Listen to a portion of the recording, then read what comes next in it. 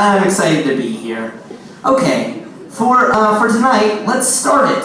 I'm no longer Ben Taylor the human. My name is Ben Taylor, and I'm a cockroach. Hi, everybody. It's good to be here. So this is a survivor story. This is something that happened to me. It's real, it's true, and hopefully it's haunting, because I know what tomorrow is, you guys. So this is a scary, spooky story that you can tell your children. Yeah. Merry Christmas. Let's do this. All right, so here's some things you should know about me. I'm from the group Blattaria, which are the cockroaches. It used to be called Blatodia, and then some entomologists were like, let's make it sound cooler, so now we're Blattaria.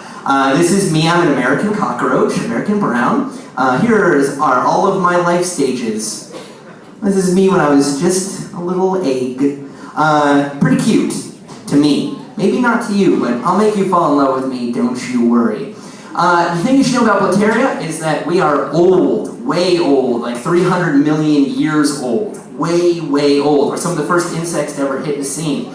As you can see, this is one of a cockroach. It looks a lot like, oh goodness, a trilobite, you know? But it isn't. It's just old like one. We range in all shapes and sizes and colors. Here's the biggest cockroach ever, and there's the tiniest cockroach on everything in between. Most of us are winged, so we can fly onto your beds, or you know, into your mouths, or into your children's eyes or something. But mostly, we don't do that. And some of us are secondarily wingless, like me. No wings. I'm a fallen angel. So yeah, also what you should know is that when you're all over the world, pretty much everywhere there are humans, you'll find cockroaches because you guys are messy and we love eating your garbage. And we're also beautiful. Look at that beautiful cockroach. Ooh. I heard somebody say, ooh.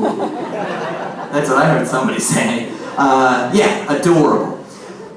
Something cool you may not know about cockroaches is that we have very close relatives in termites and in praying mantises, which is pretty crazy. Yeah, I was super surprised to find those guys at my family reunion. I was like, oh my god, they're gonna eat everybody! But they're just my cousins. It's totally cool.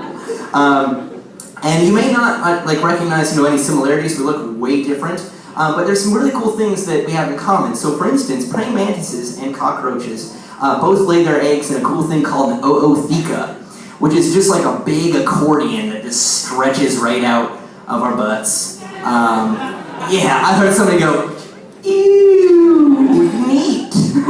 But yeah, and they're full of eggs. So that's how we lay eggs. Some cockroaches give live birth.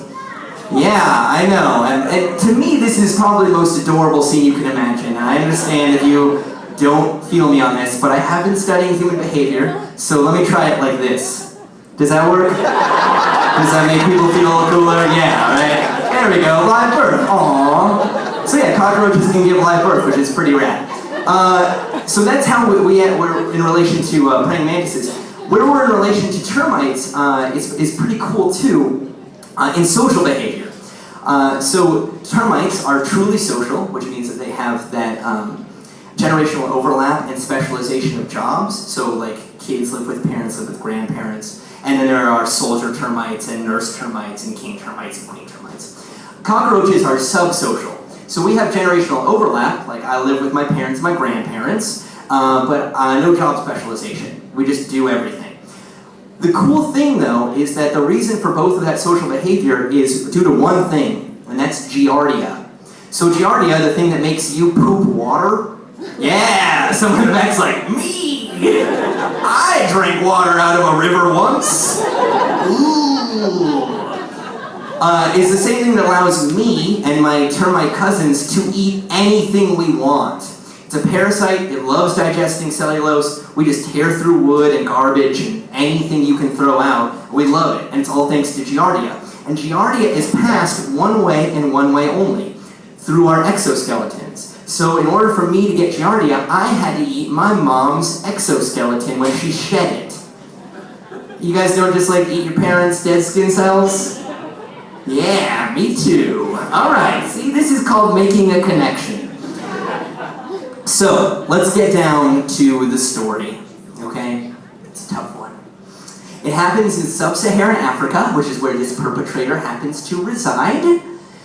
I'm just hanging out, minding my owns, as it were, and then suddenly, boom, wasp attack, okay? This thing flies at me, I'm flipped on my back, I get stung once here in what I call my sub-esophageal ganglia, or underbrain, and then another time in my thorax. Ugh, the next thing I know, I black out, things go crazy. Here's what happens. I got attacked by a parasitoid. So, we need to talk for a second about what the heck a parasitoid is. Does anybody know what a parasite is? Yeah, who wants to throw out an example of one? Flea. Flea is a great one. What else? What?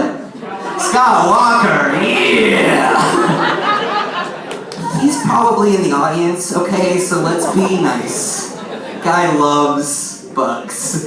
Right? He loves, what is everyone eating? Bed bugs? Yeah, he probably loves those things. Anyway, that got too political too quickly. So fleas, head lice, things like that, these are parasites. Parasites like to keep their host alive, and thank God, right? Because if head lice wanted their host dead, we would have no third graders. They would all just be dead, like overnight, be traumatic for everyone. Parasitoids do want their hosts dead. They're very interested in killing their hosts over time. And so how parasitoid wasps do it is in a heinous way. They come in many shapes and sizes. All of them are disgusting. Here's one. So this is an ectoparasite, which means that this wasp has laid its eggs on the top of this caterpillar, and now you can see they've all hatched. They've cocooned and they've hatched. This caterpillar is alive the whole time. They're just feeding off of him very, very slowly. Now there's some problems with this model in that these guys are exposed to the elements, right? If it rains, if it snows, it's just they're going to be destroyed.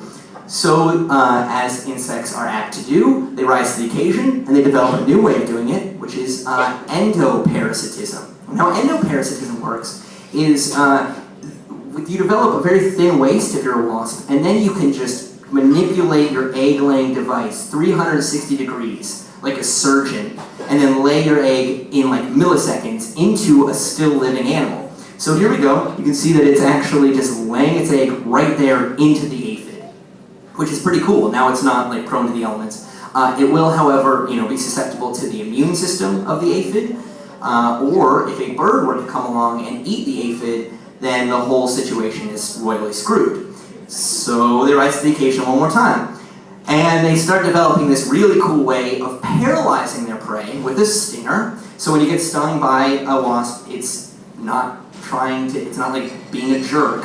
It is worried about you killing it. But it originally evolved not to be a jerk. It evolved so that it could paralyze its prey items and drag them deep into a hole where it can lay its eggs there in peace, and then where no animals will get to it. So it drags its prey item down into a hole, lays its eggs, the animal's still alive and paralyzed, so it can't feel anything, and then the egg hatches and just eats it alive. It's pretty messed up, but it happens all the time. However, there's still another problem, because if you're a wasp and you're little, and you're carrying something that is 3 or 4 times your weight, you're really open to prey again, right? If you're like dragging across, say, the desert floor, like this tarantula hawk wasp is doing, you might have some problems like running in with some predators. So there's an issue, okay? Which means that you need to kind of develop a new and exciting way of getting your prey to come with you to a hole, to have an egg laid on it, and die in a really heinous way. Back to the story. May I introduce the perpetrator? This is called the jewel wasp or cockroach, jewel wasp or emerald cockroach wasp. They are parasitoids specifically of cockroaches. That's called the racism. And what they do is, you can see they have this really beautiful, thin waist that allows them to manipulate that stinger, like I was talking about. They have a beautiful jeweled color, and they have a terrible disposition to kill every one of my family members, mercilessly. Always right. This is the sympathy I need. They're in the group Ampulicidae, which is just for my bug nerds out there, just so you know what you can call it when you see it. But their group is kind of interesting. One, in that they live solitarily, but they have a lot of features that ants do, which makes some scientists think that they were at one time maybe social. Kind of crazy. Also, they've got this nasty giant mandible, and only one of their jaws is larger than the other. It's like a fiddler crab or something. It makes them look nasty, and that's fitting because they are nasty. Let's go to the footage. They have this disgusting, weird stinger. So this is a scanning electron microscope image of a stinger. I wish I had taken this. I did not. But here's the stinger right here. And as you can see, it's covered with all these little pores. And these pores have little holes in them. And those holes are for tasting. So what they can do is they taste their victim before they sting it. That's gross. That's like if a dog, or a wolf just licked you, and then it was like, yeah, this is going down. Oh, ooh, ugh, spooky. So they attack out of nowhere, they flip cockroaches like myself on the back, and then they go through a series of steps where they sting first the thoracic area, and that paralyzes me temporarily, so that they can maneuver their stinger to sting right in the base of the jaw. So insects have just a series of brains that run the length of their body. 2 in their head. One just runs the jaw. And that's the one they sting. However, it's kind of a gateway for a lot of other, dopamine and a lot of amino acids and things like that we'll see in just a second. Then something really messed up happens. No longer am I paralyzed. Instead, I start grooming wildly. And I'll explain why in a second. And then suddenly, I just don't care. I just don't care. It's not that I'm paralyzed, it's that my brain-body connection has been severed. And I'll walk you through it. Here we go. Here's the schematic. Yeah, we're going to spend 2 seconds on this. Don't be afraid. The idea here, though, is... yeah, that was it! 2 seconds! Hope you took a picture. The idea here is that the venom goes into the base of the brain here, the sub-esophageal ganglia, and it blocks all of these good chemicals that are like, hey, you're in danger, and like, hey, you like to notice things. It just blocks those. They're like, that doesn't happen anymore.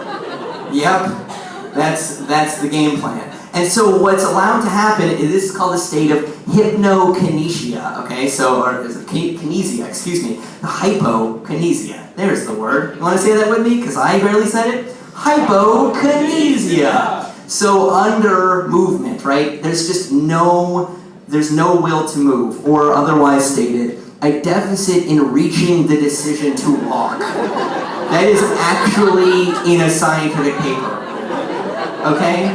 There are other phrases used like inability to recognize averse stimuli, or like will swim, that's it. Otherwise, you can think of it as this. Like, so hypokinesia is a good way to do it. I like to refer to it as motherfucking zombie. That's what happens. There's full brain capability. In fact, like I just stated in that paper, you can take a cockroach, and this is why being an entomologist is awesome. You can take a cockroach after they've been stung, you can throw them in water, and they'll swim. Because they recognize that, like, oh, I'm surrounded by water.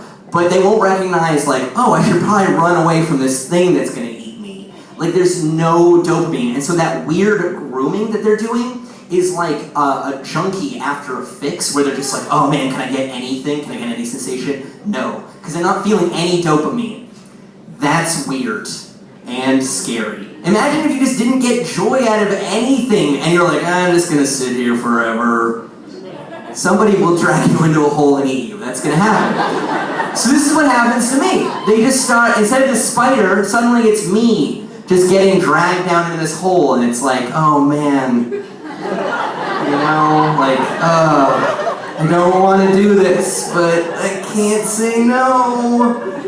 And then from there on, I'll complete the narrative for you. Luckily, this did not happen to me. I got away before it. But what happens is, the cockroach, still very much alive, still very much not paralyzed, right? It's been dragged down to the hole, and I should rephrase this, it's not even dragged. If we go back to this slide, it's walked like a giant dog down